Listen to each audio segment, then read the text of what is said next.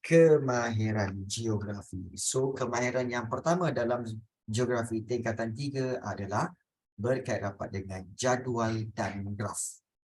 Baik, semua orang akan kata, cikgu, jadual saya dah tahu dah, graf je saya tak tahu. Kenapa kena mesti belajar jadual? Okay. Kerana nak buat graf mesti ada jadual. Mesti ada jadual. Kalau tak ada jadual, macam mana nak buat graf? Macam tu. Graf bukan kita tahu. Ya, betul. Tetapi graf, okey, kamu akan lihat ada beberapa jenis graf. Seperti graf bar mudah, graf garisan mudah dan juga graf gabungan. So, kalau kita lihat di sini, okey, iaitu jadual dan graf. So, kita tengok dulu tentang ciri-ciri dan kegunaan jadual. Baik. Sebenarnya, kalau kamu lihat, okey, jadual ni yang biasa kita buat adalah jadual tu mesti berbentuk kotak-kotak, betul? Dia mesti ada kotak-kotak macam ni. Okey, kemudian kamu buat kotak lagi macam ni. Okey, dan kemudian kotak lagi macam ni. Kemudian kamu buat kotak lagi macam ni. Okey, macam ni dan seterusnya. Kamu akan buat begini. Okey, so ini sebenarnya kotak-kotak jadual. Okey, kotak-kotak jadual. Dan cikgu tahu jadual yang paling common kamu buat ialah jadual kelas seperti hari ini Isnin, kemudian besok Selasa, betul? Selasa, kemudian Rabu. Macam tu. Ini jadual. Ya, jadual kelas. Tetapi dalam geografi yang dimaksudkan jadual tu, ya, jadual kebersihan, betul? Jadual yang dibuat dalam geografi juga berbentuk kotak-kotak begini. Betul, sama.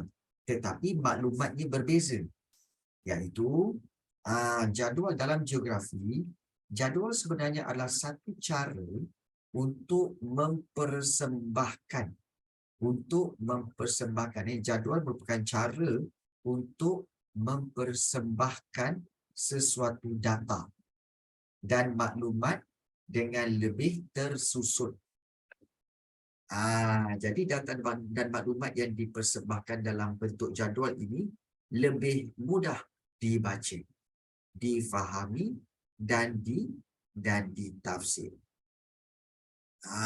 Contohnya kalau kita lihat, okey, ciri-ciri jadual. Jadual mesti ada tajuk, mesti ada data. Apa maksud mempersembahkan? Okey, mempersembahkan maknanya to show. Okay, the table dulu sebenarnya is just a way to show data. To show data, mempersembahkan. Okay, tajuk, data dan maklumat. Serta sumber-sumber yang bersesuaian. Jadi, apa kegunaan jadual? Baik, data dan maklumat dalam jadual itu akan digunakan untuk menghasilkan graf mengikut kesesuaian. Maksudnya di sini, nak buat graf kena ada jadual.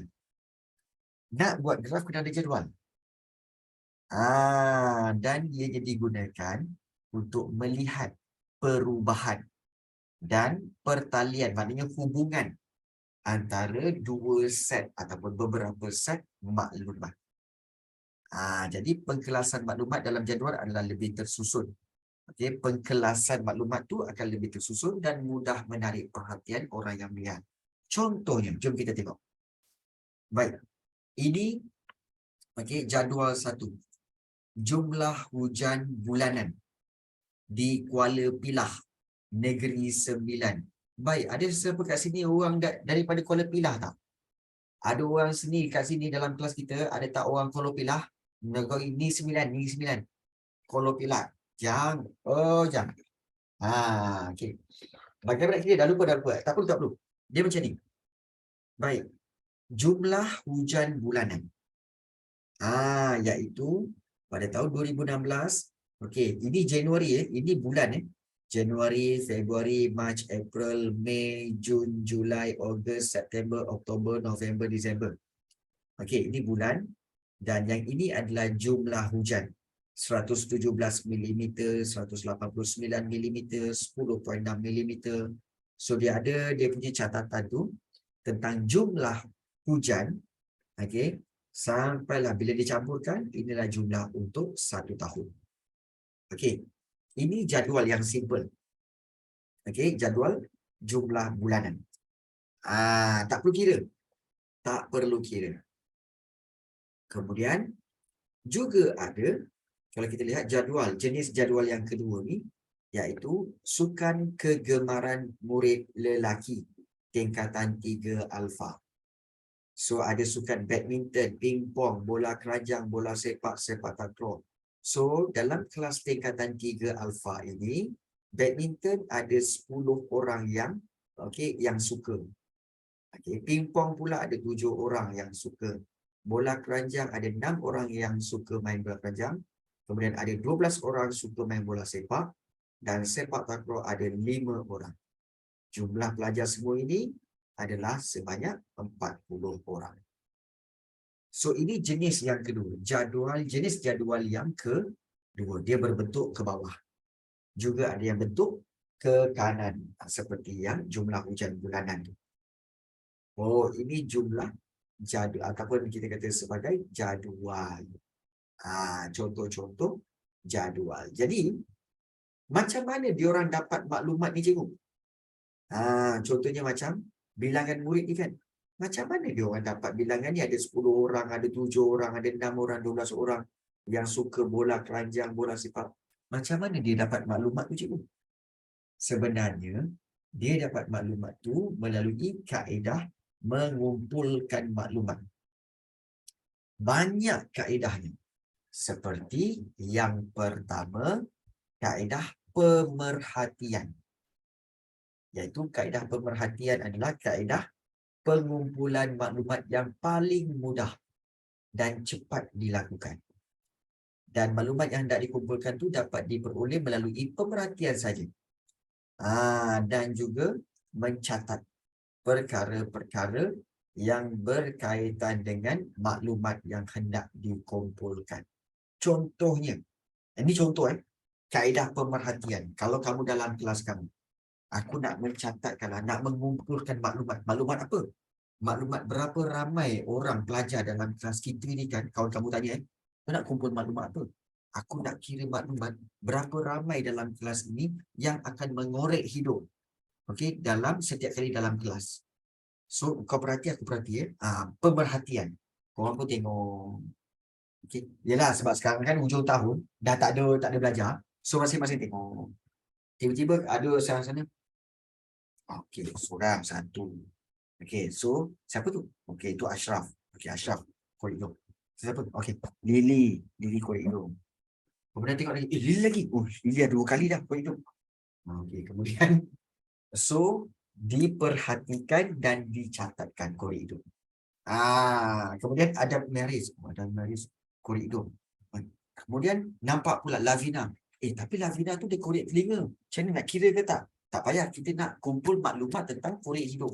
Bukan korek telinga, pandai korek hidung. Okey, baik. So Lavina bukan. Okay. Jadi itu cara pemerhatian. Contoh ni contoh ni contoh. Tapi korang boleh buat lah. Kan, maknanya lepas habis kelas kan, unit topik. Jadi bila dah habis kelas kan, masa nak akhir kan, cikgu tak ada. Biasalah sekarang ni cikgu tak ada kan. Cikgu tak masuk. Jadi korang pun pergi depan kan. Okey, korang pun buat jadual. Okey, mengikut statistik okey, sebenarnya ada lebih kurang 5 orang pelajar yang korek hidung. Dan pelajar ini, okey, sebenarnya ni. Dia ni buat 2 kali, dia ni buat 3 kali, dia ni buat 5 kali. So, ini jadual korek hidung. Contoh. Kan? So, itu jadual melalui kaedah pemerhatian. Ini contoh. Contoh. Kan? Tak ada contoh lain ke cikgu? Alah, contoh biarlah ringan-ringan. Takkanlah contoh yang berat-berat. Biar contoh yang ringan-ringan sikit kan. Senang nak faham. Baik. Kemudian, seterusnya, kaedah yang kedua, kaedah temu bual. ataupun dipanggil interview. Kaedah temu bual ni adalah kaedah pengumpulan maklumat secara lisan. Maknanya secara temu bual, secara berbual melalui perjumpaan atau soal jawab dengan seseorang. Kaedah ini sesuai untuk mengumpul data atau maklumat yang berkait dengan berita, pendapat atau nasihat. Ini kaedah temu bual ni memang banyak. Contohnya macam okey. So contohnya macam kamu nak buat jadual, okey. Kemudian kamu minta pendapat. Okey. So soalan dia, okey, mungkin kamu buat satu soalan. Apa pendapat anda tentang kes-kes yang banyak berlaku sekarang ini, yang viral sekarang ini, iaitu kes kahwin lebih daripada seorang isteri. Kemudian kamu pun tanyalah Wan Kristina. Wan Kristina kata tak setuju kerana ini. Jasmine kata saya setuju. Sebab apa? Sebab sharing is caring. Okey, baik. Kemudian Alisha Rahana pula kata, oh tak setuju. Kemudian Aimi Zara kata, saya 50-50. Kemudian kumpulkan maklumat. Jadi itu kaedah temu bual. Contoh. Kan. Tapi rasa-rasanya tak ada orang yang setuju. Semua orang tak setuju. Betul? Tanya Kisha pula. Kisha kata, saya 50-50. Tapi kalau orang tu handsome, kaya tu semua kan, saya tak boleh share lah. Tak boleh. Macam tu. Kan. So, jadi, okay, jadi itu berkaitan dengan kaedah. Saya nak, kaedah temu bual. Kau lili suka hati kau je. Kaedah temu bual. Baik. Kaedah yang ketiga, iaitu banci. Ingat memang kaedah dia lah banci, bukan benci. Benci lain, banci lain. Banci itu adalah kaedah pengumpulan maklumat yang berkaitan dengan sesuatu jumlah yang dihitung. Maknanya yang dikira. Apa itu dihitung? Dihitung itu adalah dikira. Jadi, Jabatan Perangkaan Malaysia kebiasaannya menggunakan kaedah ini untuk menghitung atau mengira jumlah penduduk Malaysia berdasarkan perkara-perkara seperti umurnya, pekerjaannya, pendapatannya, bangsanya dan juga jantinanya. Jadi ini kaedah untuk menghitung jumlah penduduk Malaysia. Jadi maknanya ini dipanggil apa? Banci. Macam mana diorang boleh tahu je tu? Baik, Jabatan Perangkaan akan ambil maklumat daripada Jabatan Pendaftaran.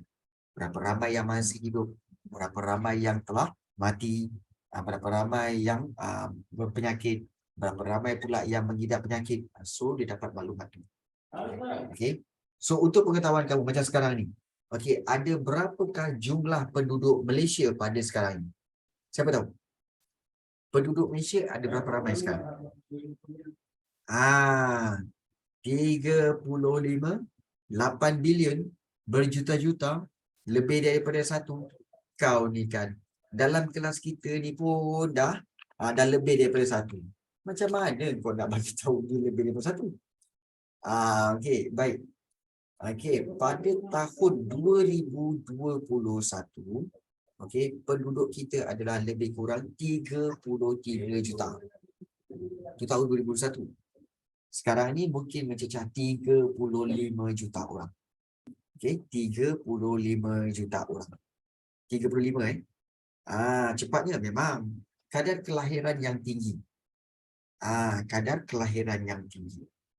Dan 35 juta itu sebenarnya yang amazingnya, daripada 35 juta itu 6 juta orang.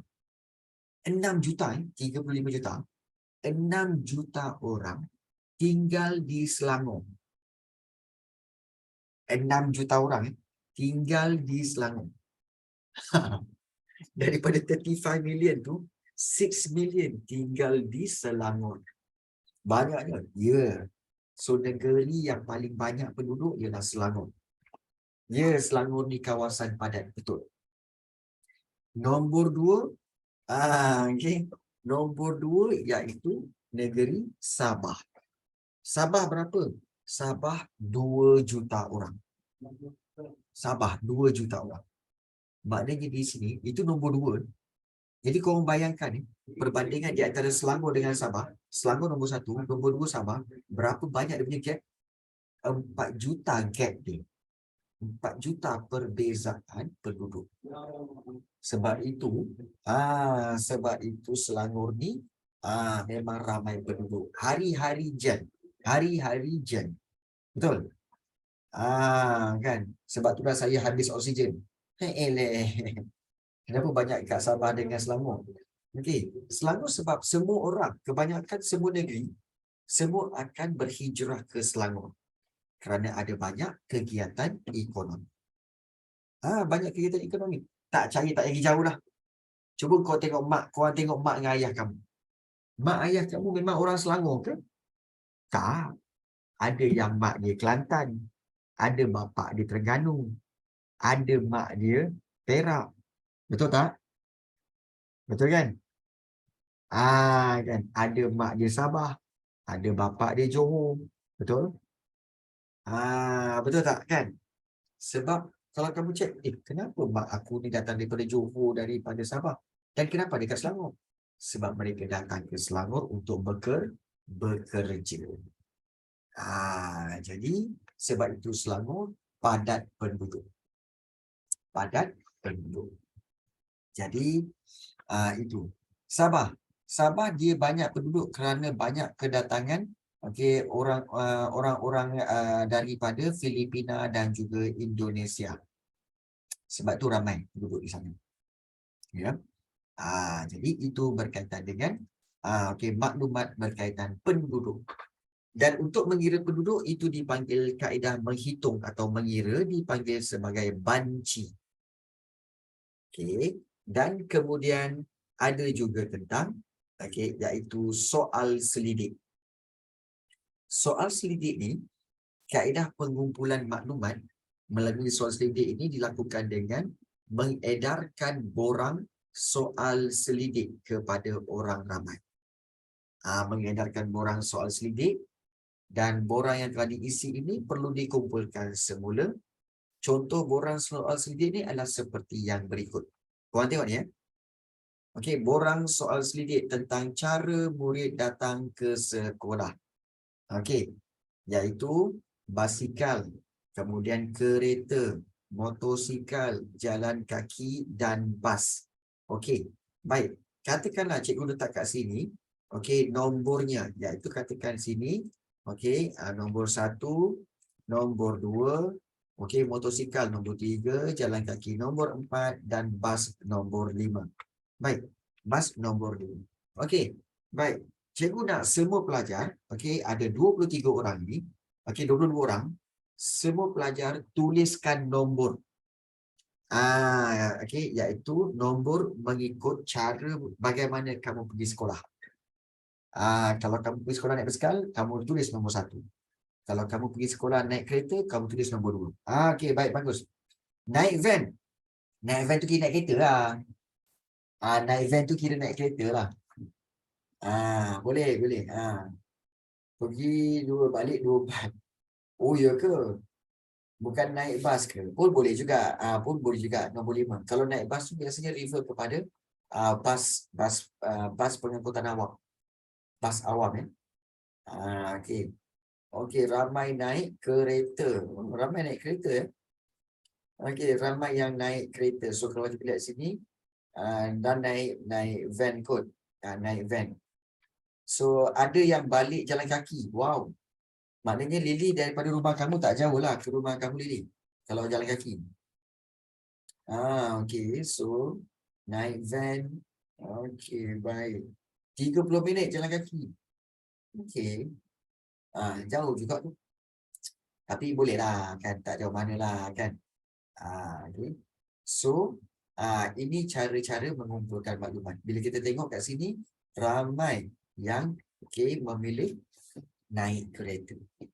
So ini soal selidik. Diberikan borang dan kamu kena tulis Okey, cara-cara bagaimana kamu pergi ke sekolah. Dan satu lagi cara bagaimana untuk membina jadual dan mendapatkan maklumat, iaitu rujukan kepustakaan. Rujukan kepustakaan ini adalah kaedah pengumpulan maklumat yang dilakukan dengan merujuk bahan-bahan yang sudah diterbitkan seperti buku, majalah, risalah, keratan akhbar, laman web ataupun cakra padat. Tahu tak cakra padat tu apa? Kamu tahu tak cakra padat tu apa? Ah, tahu tak cakra padat apa? Tahu tak tahu? Tak tahu. Cakra padat tak tahu Yang piring hitam tu Bukan. Cakra yang padat. Tak, cakra padat itu okey, sebenarnya dipanggil compact disc. Compact disc. Iaitu ianya adalah kita kata sebagai CD lah, CD. CD. Macam mana compare dia? Bukan. Yang ini. Inilah cakra padat. Ini cakra padat, iaitu compact disc. Ini cakra padat. CD. Cakra padat ataupun compact disc. Dia kalau yang sebelum itu adalah kaset yang selalu cikgu kongsikan dengan kamu kan. Yang cikgu bagi tahu tentang adanya kaset. Dan CD tu biasanya untuk letakkan lagu dalam tu. Okey, dan dipasang dalam CD player. Kalau kaset dia lagi lama. Lagi lama dia akan dipasang dalam kaset player. Dan kaset, kamu tahu kan kaset? Pernah tengok kan kaset? Pernah tengok kaset tak? Pernah. Ya, betul lah Encik. Baik, bagus. Pernah. Okey. So, kaset tu dia kecil je tapi dia boleh memainkan lagu. So, kaset itu memang dah tak wujud lah sekarang. Ada. Okey, tapi kedai-kedai tertentu. Kalau cikgu tunjuk, saya tahu. Nama tak tahu. Okey.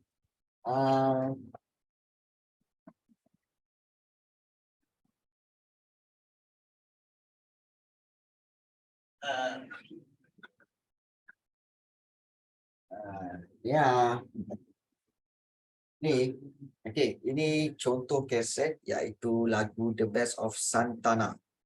So, So, boleh buka dan dalam tu ada, ini dipanggil kaset. So, dia ada tali. Tali ini yang sebenarnya ada dia punya lagu. So, ini kaset. Ini kaset. So, dia akan masuk dalam player. So, dia akan pusing. So, dia akan ada detector kat sini. Okey, dia akan detect bunyi lagu tu keluar. So, ini kaset. Macam ni dia rekod suara. Dia akan copy masuk ke dalam menggunakan ada dia punya writer lah, copywriter. Ada lagi ke benda ni? Benda ni memang dah tak jual. Cuma kedai-kedai tertentu je yang jual. Contohnya macam di KL ada satu kedai, di Melaka pun ada satu kedai. So ini kaset. Tapi the best part, kaset ni kamu tahu apa yang best? Iaitu dia disertakan dengan dia punya kaset ni kat sarung ini. Kertas dia boleh keluarkan dan dia ada gambar-gambar. Dia punya ada inlay.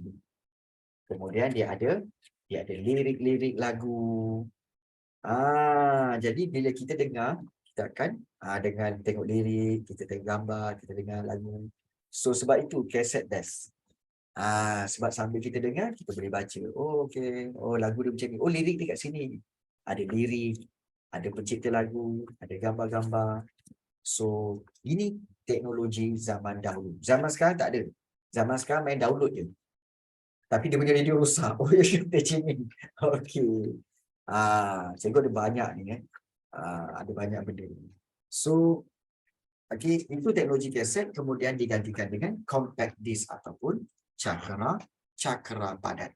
Yang kita tengok tadi iaitu yang cara-cara untuk mengumpul maklumat. Okey. Jadi, so kalau kita lihat kepentingan menyusun data dalam bentuk jadual. Okey, nanti kita akan tengok dalam bentuk jadual. Okey. So ini cara bagaimana untuk kumpul maklumat. Ingat kaedah kumpul maklumat, kaedah pemerhatian, okey, kemudian juga kaedah kejap. Okey, baik.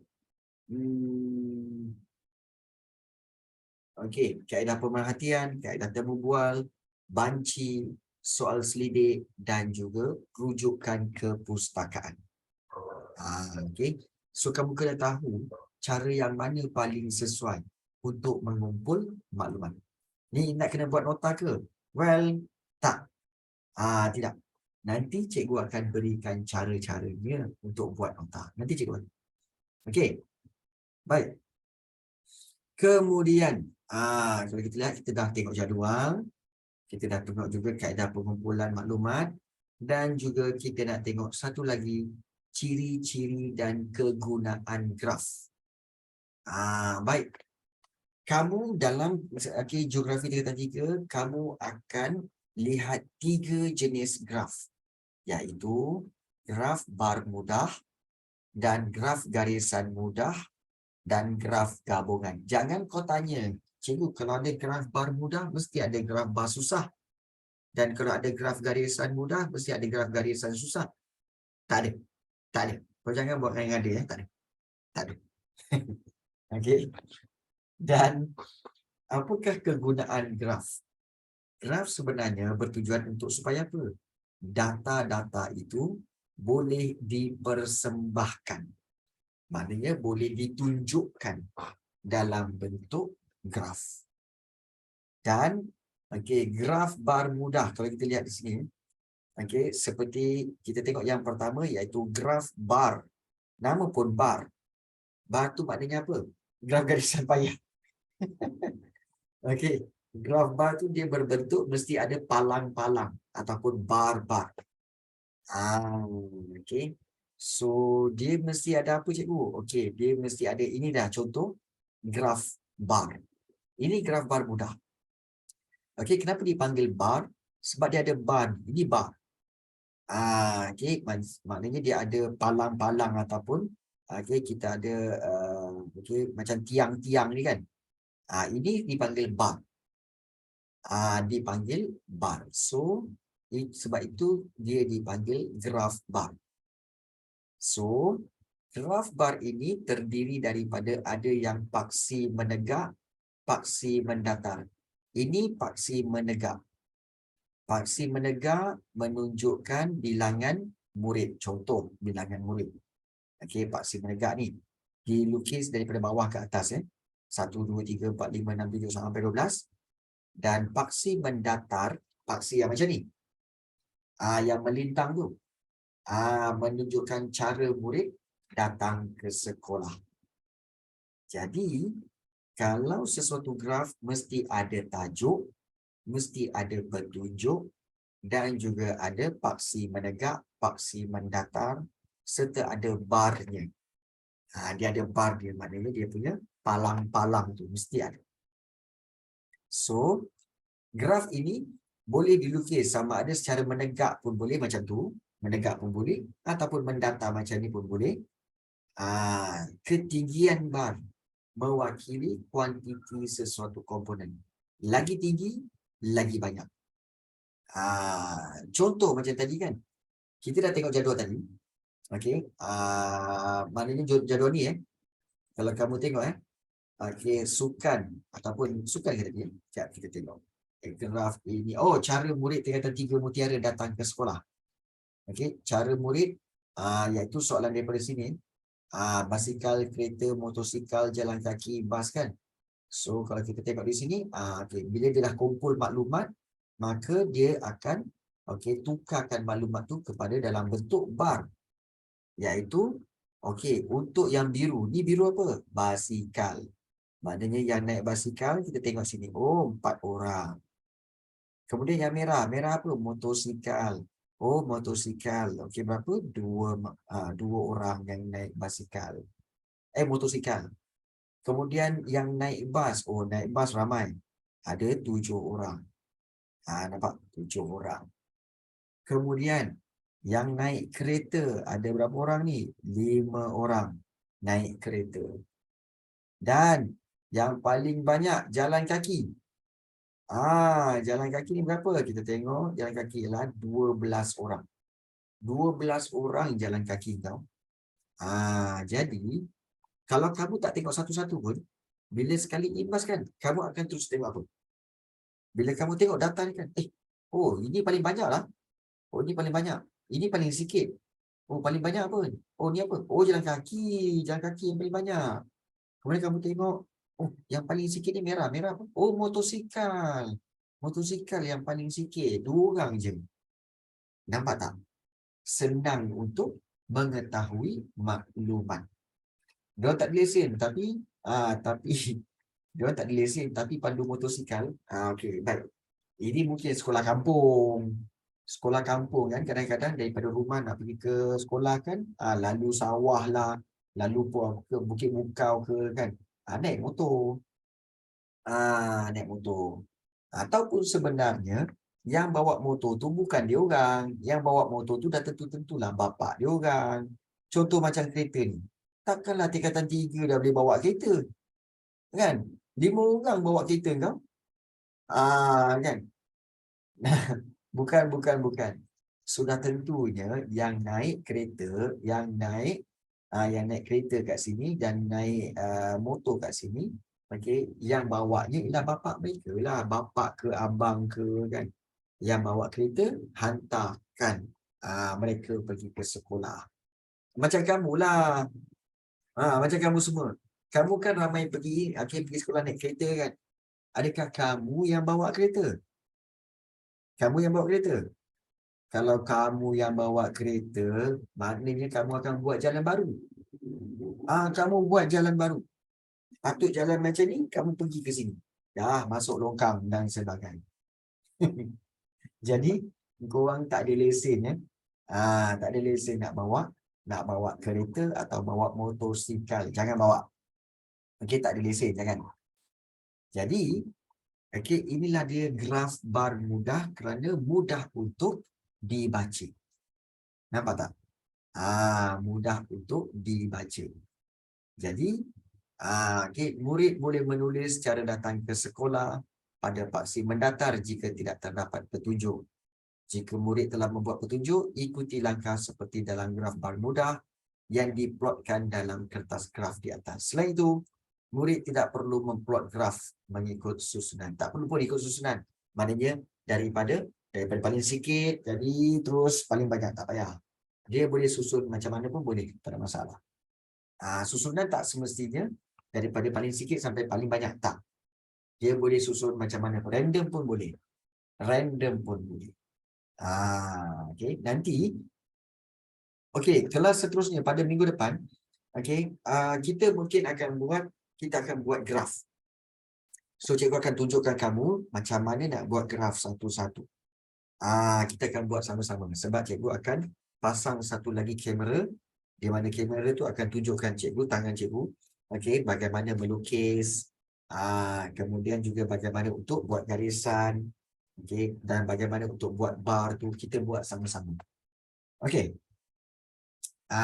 Itu yang korang nak kan? Nak tengok macam mana cara membina graf.